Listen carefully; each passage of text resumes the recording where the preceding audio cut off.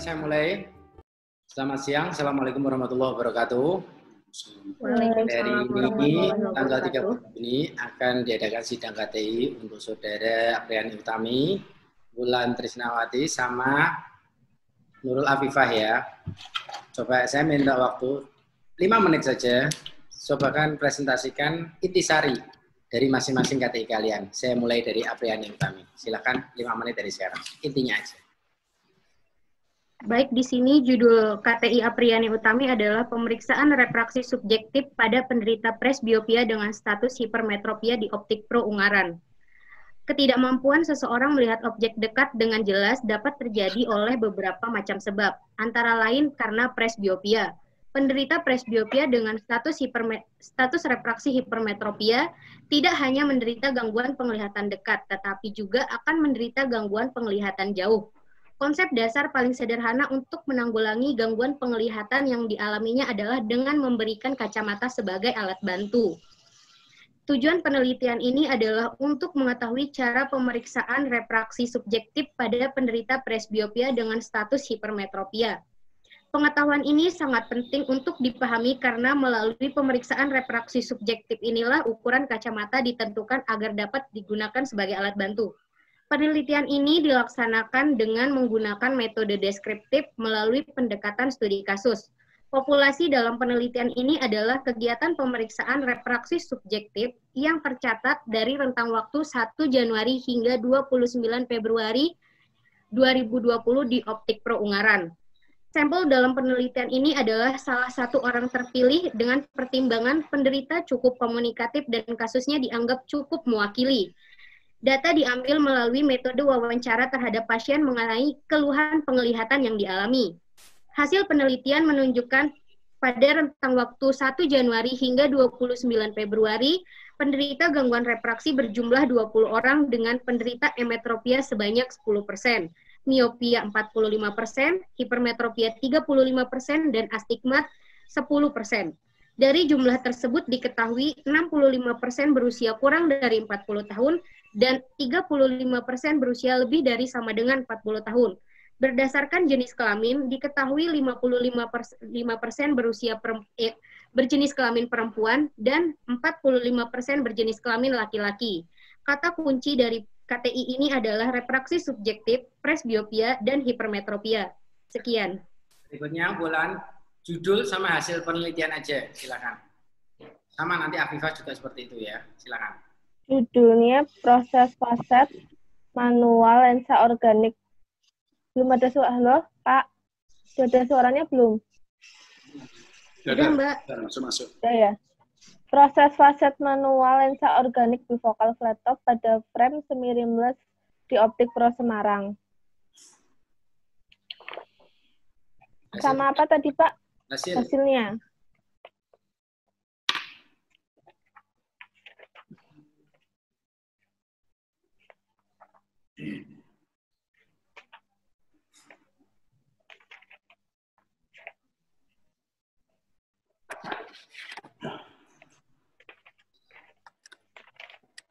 Hasil dan pembahasan. Berdasarkan hasil survei di Optik Pro Semarang selama rentan waktu 1-29 Februari 2020 didapatkan gambaran sebagai berikut. Jumlah konsumen dan distribusi lensa. Jumlah konsumen Optik Pro Semarang pada rentan waktu 1-29 Februari 2020 sebanyak 56 orang dan hasil terdistribusi sebagaimana yang terlihat di tabel berikut. Ya, ini dibaca semua ya Pak? Silakan. Judulnya saya pemeriksaan refraksi subjektif pada penderita pasca bedah katarak dengan status refraksi hipermetropia di RSUD Haji Hasan Basri Kandangan. Hasil penelitiannya adalah jumlah penderita gangguan penglihatan yang mendapatkan jasa pemeriksaan refraksi subjektif di RSUD Brigjen Hasan Basri Kandangan selama rentan waktu 1 Januari sampai 29 Februari adalah 147 orang. Dari jumlah tersebut ada 6,5% adalah penderita pasca bedah katarak dengan status hipermetropia. Judul saya pemeriksaan refraksi subjektif pada penderita presbiopia dengan status refraksi miopia di optik Ismail Sleman. Ismail Sleman, Pak. Pasien kamu mendapatkan visus berapa itu? Visus awal belum koreksi. Visus awal pasien 6/12, Pak. Nomor 12. Setelah dikoreksi. Ya. Setelah dikoreksi dia jadi 6/6. 6/12 menjadi 6/6. Iya. Iya, Pak, jadi 6/6. Ini berapa? Jadi dilihat dari kacamata ukuran lamanya, dia minus 0,50. Terus jadi saya sebagai patokan kacamata lama, saya menggunakan yang minus 0,50. Kemudian pasien dapat membaca Snellen chart hingga visus 6/6. Jadi ukuran pasien barunya tetap minus 0,50, Pak. 0,50 itu 6/12. Iya. Itu visus awal 6/12. Nah, setelah dikoreksi 6/6. Iya. Yakin, Pak? Benar itu. 6/6. Oh ya, oke. Iya, Pak, 6/6. Hasil uji bikromatik kamu apa? Hasil uji bikromatik saya merah lebih terang, Pak. Merah lebih terang? Iya, merah lebih terang. Pasien Anda mengatakan bahwa hijau lebih terang? Mungkin, Pak. Kenapa? Mungkin pasien menderita protanomalia, lemah pada warna merah. Oh gitu. Lemah terhadap? Ya, warna merah. Kalau lemah terhadap warna hijau namanya apa? Deuteronomalia, Pak. Deuteronomalia. Kalau buta warna hijau? Deuteronopsia. Deuteronopsia. Oke. PD kamu menggunakan PD apa? Gimana, Pak? Ukuran PD pada pasien menggunakan PD binokuler apa monokuler? Saya monokuler, Pak. Monokuler jauh apa dekat? Monokuler dan binokuler untuk jarak jauh dan jarak dekat. Dua-duanya berarti? Iya, Pak. Kamu ukur pasien kamu dua-duanya, jauh dan dekat itu? Iya. Monokuler, binokuler jauh? Kalau monokuler buat jauh, binokuler buat dekat. Monokuler buat jauh? Binokuler buat dekat. Buat dekat? Buat dekat. Gitu, benar yakin? Yakin, Pak. Oke ya, PD jauh sama PD jauh sama PD dekat. beda kan berarti? Beda, Pak, hasilnya. Beda. Oke, cukup. Sekarang berikutnya ini siapa ya? Rizka Ameliana ya? Iya, Pak. Oke, Rizka Ameliana, judul KTI kamu apa, Rizka? Judulnya proses faset manual lensa organik single vision pada full frame plastik di optik global Pemalang. Gimana, Pak? Kenapa kamu ngambil judul faset? Pak. Pertama, saya maaf, Pak, jatuh HP-nya. Pertama, di zaman modern ini proses faset itu bisa dilakukan dengan mesin faset otomat. Terus? Yang disettingnya itu dikendalikan oleh komputer. Tetapi ada hal-hal tertentu kelemahan dari mesin otomat itu yaitu kurang memerlukan keahlian manual. Jadi kalau misalnya mesin otomatnya error kan kita juga butuh diteliti lagi, itu kurang efisien. Lalu, maka dari itu, karena saya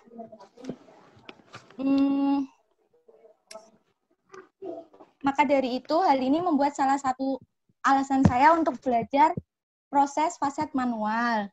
Nah, kemudian saya ngambil datanya dan belajarnya di Optik Global Pemalang karena di Optik Global Pemalang masih menggunakan mesin faset manual. Seperti itu. Sama untuk... Kenapa, Pak? Frame yang Anda gunakan frame apa? Full frame plastik. Full frame plastik. Organik ya? Iya, lensa organik, single vision. Itu lebar diameternya berapa? Lebar diameter lensanya atau yang di order, Pak? Diameter frame. frame-nya. Lensanya Bentar, apa? Single vision kan? Iya, lensanya single vision. Kenapa, Pak? Mineral apa organik? Organik. Volume kamu diapin dong. Udah up banget, Pak. Udah banget. Ya Allah. Iya, Bener. bener. Astagfirullah. Organik apa mineral? Organik, Pak. Organik. Apa bedanya organik Iya. kalau kamu faset?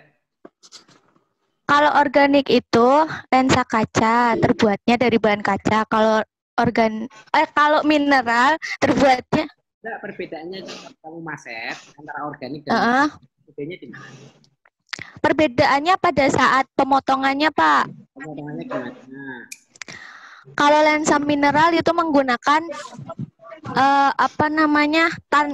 intan pemotong, sedangkan kalau misalnya aduh berisik banget. Kalau misalnya lensa organik pakai tang pemotong aja, Pak, atau gunting. Kata tadi apa? Gimana, Pak? Kalau kaca gimana? Kalau kaca pakai intan pemotong. Yang kayak apa alatnya?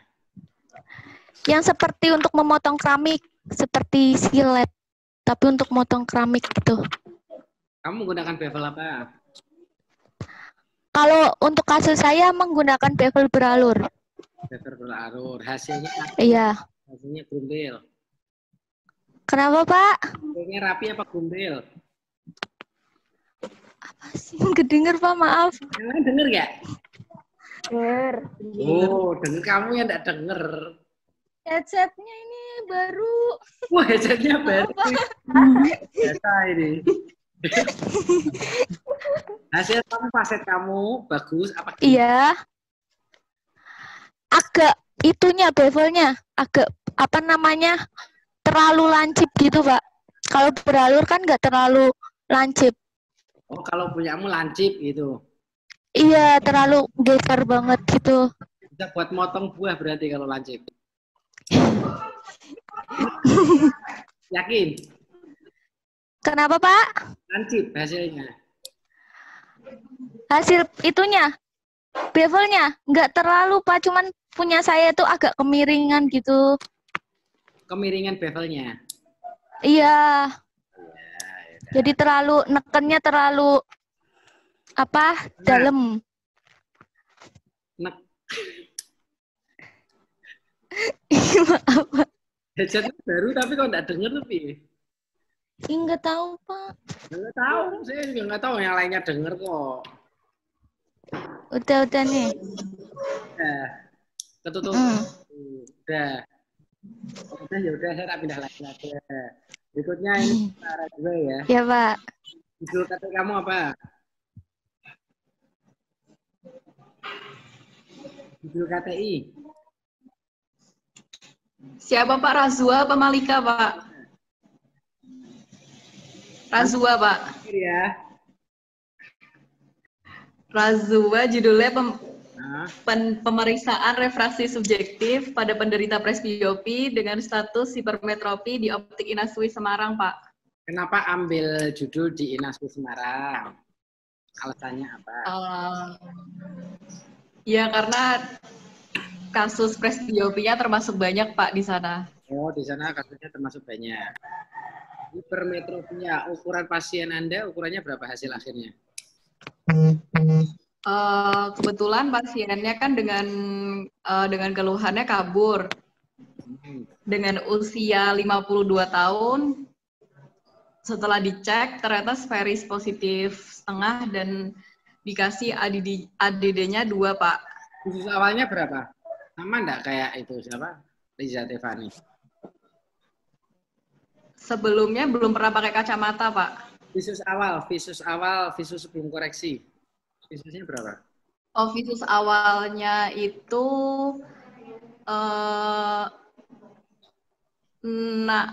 visus awalnya sih 6/15-an, Pak. Tapi 6/6 sih, Pak. Loh, 6/6 itu maksudnya? Dengan ini dari hasilnya VOD-nya visusnya itu 6/7,5, VO dengan mata kirinya 6/7,5 juga, Pak. Berarti 6/7,5. Iya, Pak. Visus akhirnya? Visus akhirnya 6/6, Pak. Kita kasih sferis plus 0,5.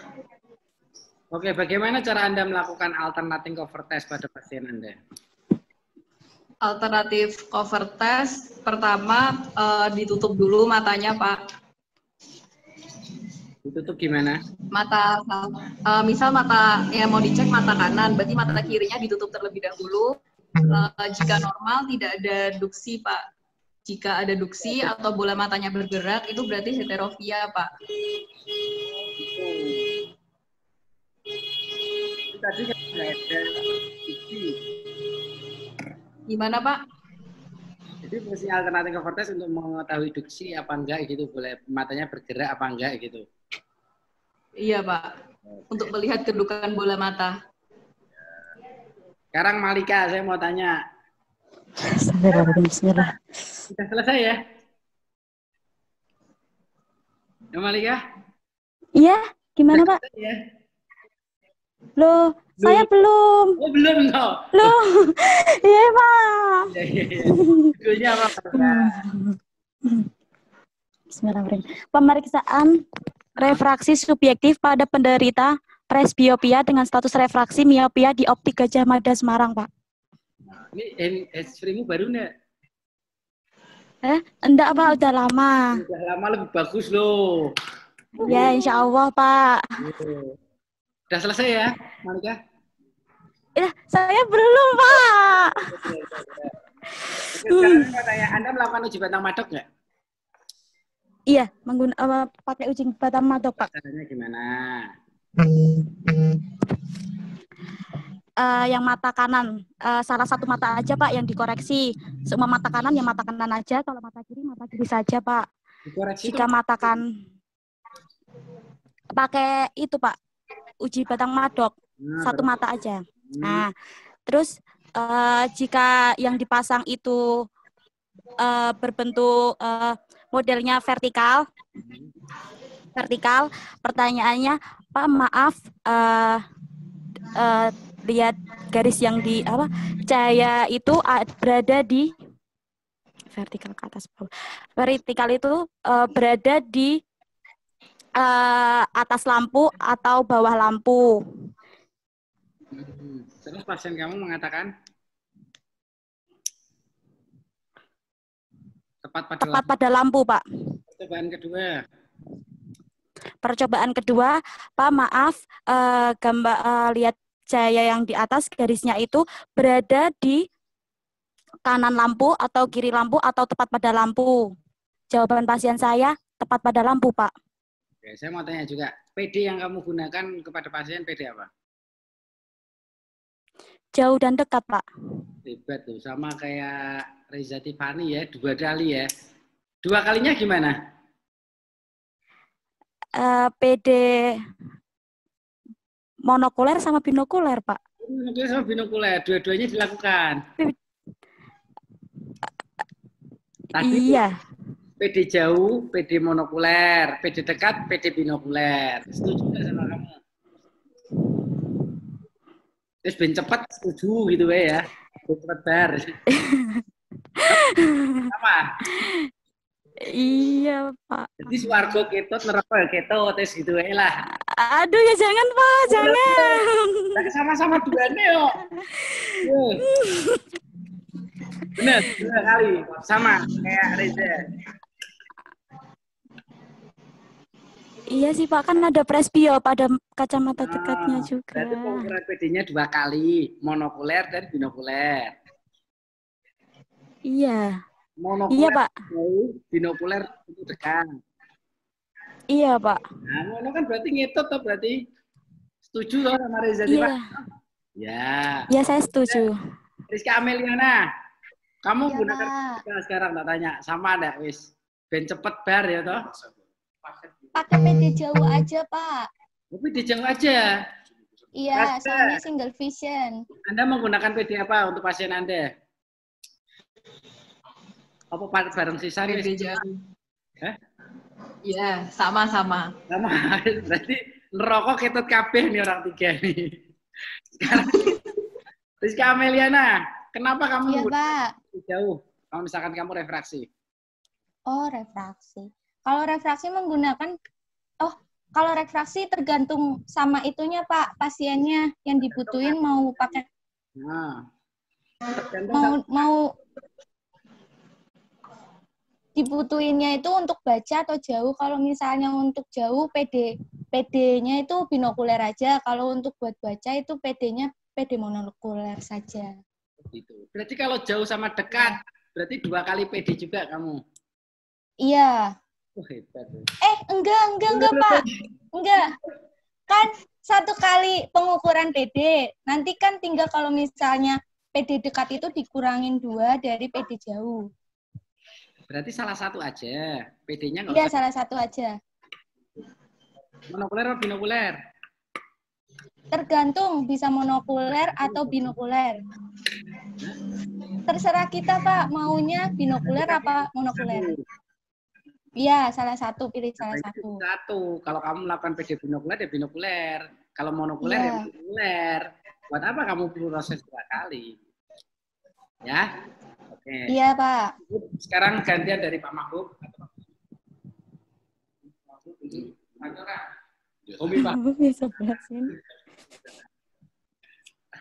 Sekarang dari Pak Mahbub, silakan. Iya, Pak. Iki sebut. Malika ya, Malika, Raswa, Rizka, Reza. Saya mulai dari yang paling Malika. Malika judulnya. Ya Allah, Gusti, bismillahirrahmanirrahim. Kenapa nggak mau? Ya, Pak.